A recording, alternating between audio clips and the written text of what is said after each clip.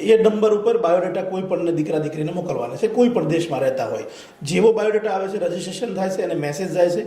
Message ગયા પછી જે વિસ્તાર નજીક થતો હોય, સુરત, રાજકોટ અને અમદાવાદ, અમારી મિટિંગ જનરલ જાણકારી માટેની થતી હોય. કારણ કે લોકો મેરેજ બ્યુરો સમજતા હોય, બીજું સમજતા હોય, એટલે આ કંઈક અલગ છે. તો એ દીકરો અને મમ્મી પપ્પાને સાથે 2.5 કલાક એક મિટિંગ સમજવા માટે આવવાનું છે કે આ પ્રક્રિયા આવી રીતે ચાલવાની છે.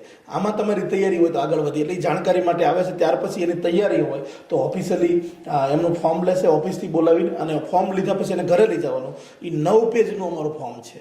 એ લખશે કે મારે જમીન છે તો 7/12ની નકલ ફરજિયાત મૂકવી પડશે.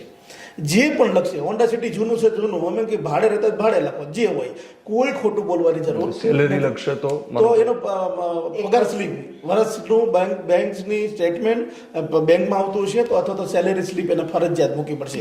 જે તમે લખો છો તો એનું પ્રૂફ. અને સ્થાવર મિલકત માનો કે કીધી કે એને આટલા મકાનો છે અમારે, એની પણ 7 દસ્તાવેજની ઝેરોક્ષ ફરજિયાત મૂકવી પડશે. એ મૂકશે ત્યાર પછી અમારી કમિટી જે વડીલોની છે એ ચેક કરવા જશે કે આ 37 નંબરનું મકાનનું જે આ દસ્તાવેજ આપ્યો છે કે નહીં. એને ફોટોગ્રાફી, વિડીયોગ્રાફી પણ થશે.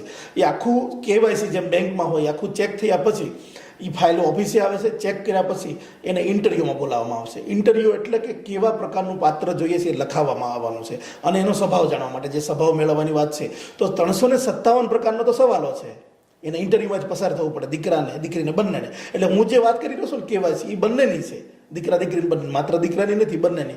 ઇન્ટરવ્યૂ લીધા પછી એ અમારું સોફ્ટવેર છે, એની અંદર મેચિંગ સિસ્ટમમાં જાય છે. એટલે કે આખા વિશ્વમાં કોઈ જગ્યાએ રહેતા હોય તો એને જોઈન્ટ થવું હોય, તો આગળ વધવું હોય તો એને ઓનલાઈન પ્રોસેસ અમારી બાયોડેટા મોકલવા પડે. બાયોડેટા તો ખાલી માત્ર રજીસ્ટ્રેશન માટે છે, તો અમે ડિલીટ મારી દઈએ. બાયોડેટા સિસ્ટમ અહીંયા છે જ નહીં, એ અમને કામના નથી. એટલે ઓનલાઈન બધી પ્રક્રિયા ચાલે છે.